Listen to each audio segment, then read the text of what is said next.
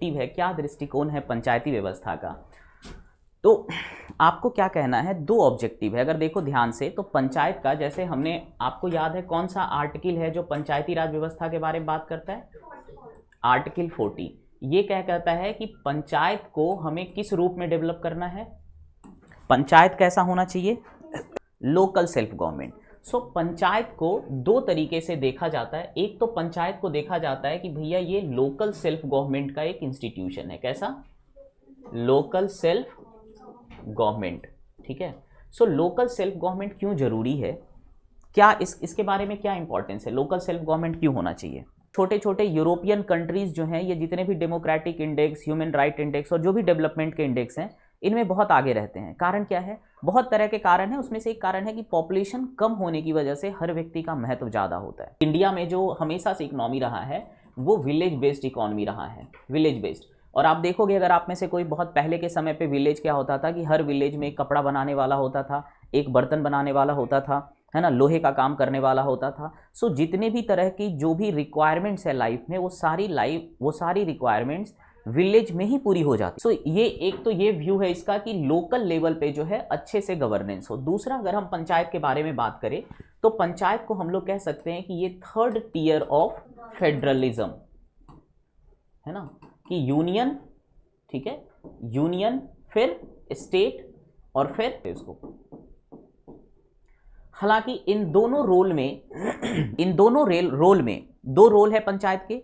एक तो एक इंस्टीट्यूशन है लोकल लेवल पे सेल्फ गवर्नेंस, और दूसरा ये थर्ड टियर है हमारे फेडरल डेमोक्रेसी। इन दोनों रोल में पंचायत जो है काफी इफेक्टिव साबित नहीं हो पाया है। उसके कारण कई सारे हैं। सो वे धीरे धीरे आपको इन सारे कारणों को जो है समझना है। सो पंचायत है ना, तो कई सारे इसके इस अब कोई भी इंस्टीट्यूशन पंचायत को जिस रूप में, जैसे कि मान लो यूनियन में दो लेजिस्लेचर हाउस होते हैं, जो इसका अपर हाउस है वो किसके द्वारा चुना जाता है, स्टेट के द्वारा। सिमिलरली स्टेट के दो हाउस कंपलसरी नहीं है, कंपलसरी होना चाहिए। और स्टेट का जो अपर हाउस है वो चुने जाने चाहिए किसके द्वारा, पंचायत के द्वारा। तो हमारा जो पंचायत है वो कितना है, 3 टियर पंचायत है ना, 3 टियर पंचायत।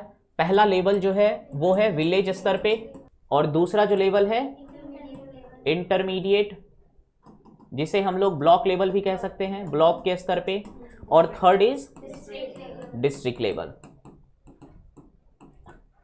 अब किसी भी डिस्ट्रिक्ट में दो तरह की एरिया हो सकती हैं, रूरल एरियाज और अर्बन एरिया।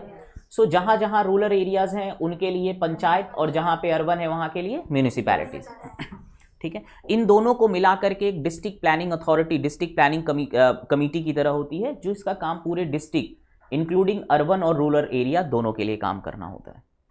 ये जो पंचायत है, ये तीनों का काम क्या है, रूरल एरिया के लिए काम करना। सबका रोल अलग अलग है। अब अगर पंचायत को एक और चीज में देखें कि जैसे हमारा गवर्नेंस सिस्टम होता है, सो पंचायत की सबसे फाउंडेशनल जो इंस्टीट्यूशन है वो क्या है, ग्राम सभा। ग्राम सभा एक लेजिस्लेचर की तरह है। हालांकि अभी हमारे ग्राम सभा बहुत सारे राज्य में उतने ज़्यादा इंपावर्ड हैं ही नहीं जितने होने चाहिए, इतना इंपावर्ड नहीं है। क्यों इंपावर्ड नहीं है, क्योंकि हमने देखा कि ग्राम सभा को क्या पावर होंगे ये कॉन्स्टिट्यूशन नहीं बताता है। कॉन्स्टिट्यूशन क्या लिखता है सिर्फ कि ग्राम सभा के पावर एंड फंक्शन को डिसाइड किया जाएगा किसके द्वारा, स्टेट्स के द्वारा। ग्रीस जो था, यूनान जिसको हम लोग कहते हैं, उसमें कई सारे छोटे छोटे स्टेट्स थे जिन्हें हम लोग सिटी स्टेट्स कहते हैं, है ना। वहां पे भी बिल्कुल जैसे हमारे महाजनपद में था उस तरह से वहां पे छोटे छोटे स्टेट हुआ करते थे, और उनमें भी डिसीजन जो है ऐसे डेमोक्रेटिकली लिया जाता था, है ना। वहां पर एक कमेटी होती थी जिसके मेंबर सारे लोग होते थे, उस देश में रहने वाले सारे लोग उसके मेंबर होते थे, और वो सब लोग मिलकर डिसीजन लेते थे। तो ग्राम सभा जो है वो हमारा फाउंडेशनल इंस्टीट्यूशन है। अगर इंडिया में सेल्फ गवर्नमेंट की बात करें, जो कि हमारा मेन मोटो रहा है फ्रीडम स्ट्रगल का, फ्रीडम स्ट्रगल भारत में शुरुआत ही होती है सेल्फ गवर्नमेंट के ऑब्जेक्टिव से, है ना। तो सेल्फ गवर्नमेंट का अगर कोई सबसे बढ़िया अगर कोई इंस्टीट्यूशन है इंडिया में तो वो है ग्राम सभा, क्योंकि ग्राम सभा में हर व्यक्ति इसका मेंबर है, और ग्राम सभा का काम क्या है, लॉ बनाना। हालांकि अभी इसको इतना इम्पावर्ड नहीं किया गया है कि ये कुछ इफेक्टिव लॉ बना पाए। मान लो ये एक कम्युनिटी है, एक सोसाइटी है, अगर हम लोग इंडिया की एग्जांपल दें और इसको हमने ढेर सारे छोटे छोटे ग्रुप में बांट दिया। आप लोग जब वोट करते हो, हम सब लोग इसमें से कहीं ना कहीं के रहने वाले हैं और हर जगह से एक एक व्यक्ति को हम लोग चुनते हैं। कितने लोग हो गए? इनको हमने चुना और इन 12 को बोलते हैं कि भैया तुम लोगों में से तुम लोग चुनो कि पूरे का हेड कौन होगा। यही होता है ना हमारे यहाँ पे, हम लोग यही सब तो एमपी कहलाते हैं। फिर इन एमपीज में जिनकी मेजॉरिटी होती है उसका पीएम बनता है या मिनिस्टर्स बनता है। लेकिन अमेरिका में क्या होता है? अमेरिका में हर व्यक्ति, हर वहाँ के जो छोटे छोटे कॉन्स्टिट्यूंसी है वो एक एक मेंबर को चुनते हैं, साथ ही साथ वो उसके हेड एग्जीक्यूटिव को भी चुनते हैं। पंचायत में बिल्कुल ऐसा होता है। पंचायत में दो तरह की, पंचायत में समझ लो कि जो काउंसिल ऑफ मिनिस्टर हैं, इसमें क्या होता है, दो चीजें होती हैं। एक तो मान लो पीएम एंड मिनिस्टर्स। तो पंचायत में हम लोग मिनिस्टर्स को वार्ड मेंबर कहते हैं। क्या कहते हैं? Ward member. और पीएम को पंचायत प्रमुख या head of chairperson of panchayat at village level, है ना। तो इसको मान लो हम लोग प्रमुख लिख दे। तो ये दोनों प्रमुख और ये वार्ड मेंबर किस तरह की बॉडी बना रही हैं? एग्जीक्यूटिव बॉडी बना रही हैं।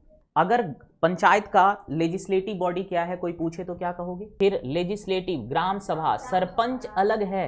इनफैक्ट जो हमारा कॉन्स्टिट्यूशन बताता है कि आपको, कॉन्स्टिट्यूशन ने क्या बोला? कॉन्स्टिट्यूशन ने सिर्फ क्रिएट किया ग्राम सभा और पंचायत। अब लेजिस्लेटिव बॉडी हो गई, एग्जीक्यूटिव बॉडी हो गई, है ना।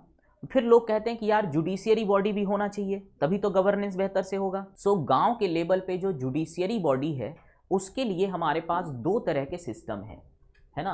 अगर मैं जुडिशियरी के बारे में बात करूं तो गांव में जो जुडिशियरी लेवल की जो बॉडी है उसके लिए दो तरह के सिस्टम है। एक ट्रेडिशनल सिस्टम जहां पर गांव के सारे बुजुर्ग लोग एक जगह बैठ करके और सरपंच का काम करते हैं। सरपंच जो है कॉन्स्टिट्यूशन से बहुत पहले से चला आ रहा है। गांव के जितने भी बुजुर्ग लोग हैं वो सारे, या जो पढ़े समझदार लोग हैं, उनको बना दिया जाता है सरपंच, छोटे छोटे मैटर्स की समाधान करने के लिए। दूसरा कि लॉ के द्वारा जो है जुडिशियरी बनाया जाता है, जिसे ग्राम कचहरी या ग्राम विलेज कोर्ट कहते हैं। कहीं कहीं पे सरकार ने क्या किया, ये जो विलेज कोर्ट है इसके बारे में मुख्य रूप से हमारा कॉन्स्टिट्यूशन इसके बारे में ज्यादा डिटेल में नहीं बात करता। ये स्टेट पे छोड़ दिया गया है कि ये स्टेट अपना विलेज कोर्ट बनाए।